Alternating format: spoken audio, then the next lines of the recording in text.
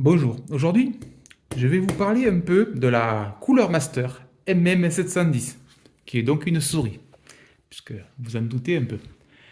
Qu'est-ce que je peux dire de cette souris? Cette souris de type gamer est ultra légère.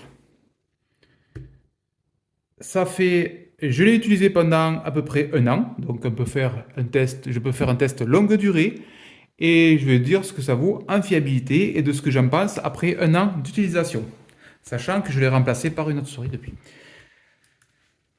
Donc, cette souris, elle a beaucoup de caractéristiques qui plaisent.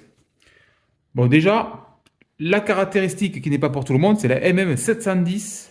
Elle n'est pas RGB, donc il n'y a pas d'éclairage, il n'y a rien. C'est une souris classique. Il existe une référence qui éclaire, donc vous cherchez, vous la trouverez certainement. Celle-là n'éclaire pas, donc ça ne sert à rien. Et au poids, sa grosse qualité, quand elle est sortie, cette souris, c'était son poids assez ridicule par rapport aux autres souris.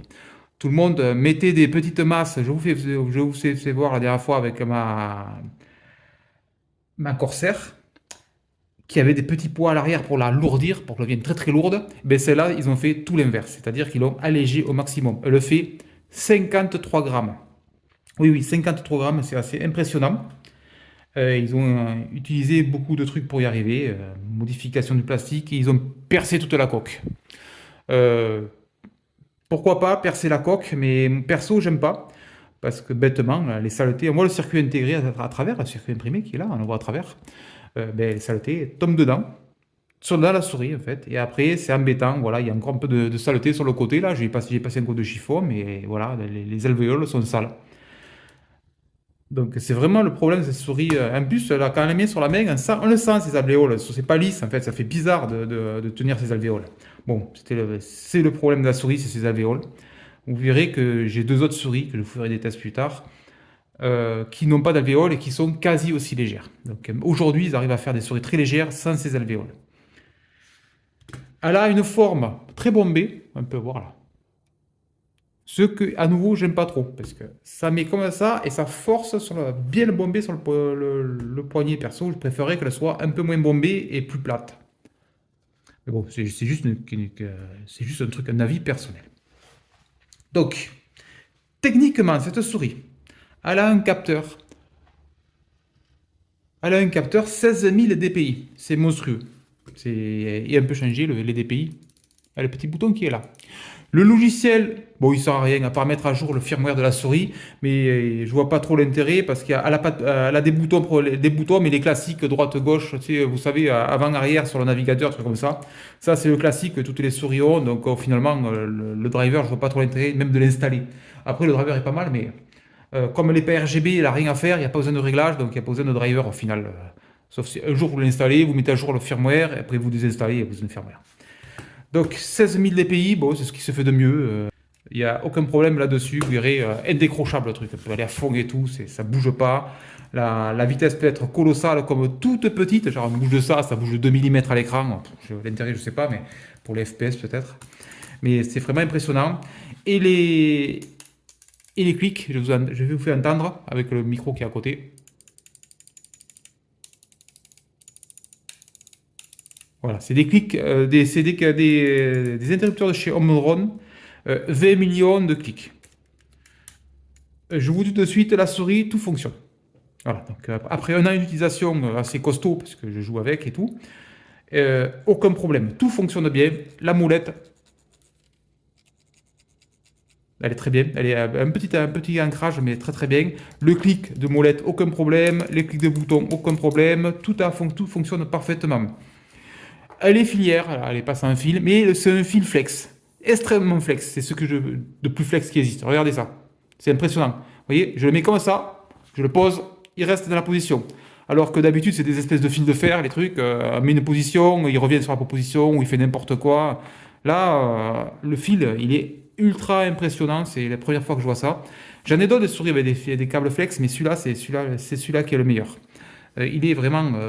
Elle le sent pas, comme s'il n'y avait pas de fil. Franchement, ce qu'ils ont fait là, c'est vraiment impressionnant et c'est génial ce qu'ils ont fait là en fait.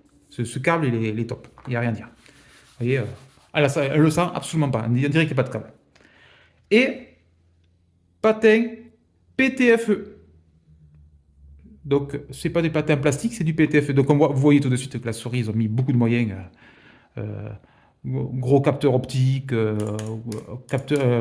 interrupteur en drone, un câble flex de fou, un poids de 53 grammes, elle est super légère, du PTFE comme patin, ça glisse super bien, vous voyez sur mon truc là, ça glisse ultra bien, il n'y a rien à redire sur cette souris, voilà. Donc, si vous voulez jouer avec, si vous voulez une souris gamer, elle fera parfaitement le job. Petit défaut, voilà, donc les petits défauts que je ressors.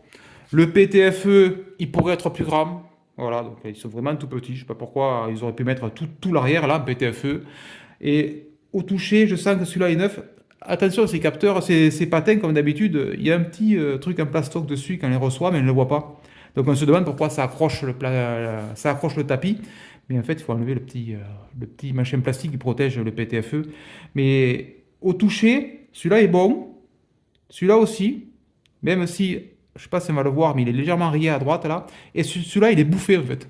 Je ne sais pas pourquoi. Je dois plus appuyer comme ça en fait sur le côté, ma main, ça m'a rendre compte. Donc celui-là, je le sens, il grippe, il est bouffé en fait. Et en plus, on voit très bien que il n'est pas plat. Je ne sais pas si on peut voir. Mais en fait, il appuie du PTFE que sur les bords. Au milieu, c'est lisse. Et sur les bords, c'est usé. J'ai l'impression que c'est enfoncé le patin. Et il y a un peu cet effet-là aussi. Je ne sais pas si on va le voir avec l'appareil photo, mais là, on le voit en fait un petit peu. Là, c'est pas le cas sur le devant. Ou un petit peu. Si, c'est pareil, c'est le cas, c'est le même cas. Donc, je ne sais pas ce qu'ils ont trafiqué avec ces patins. J'ai l'impression qu'ils sont affaissés par l'intérieur et ils appuient que sur l'extérieur.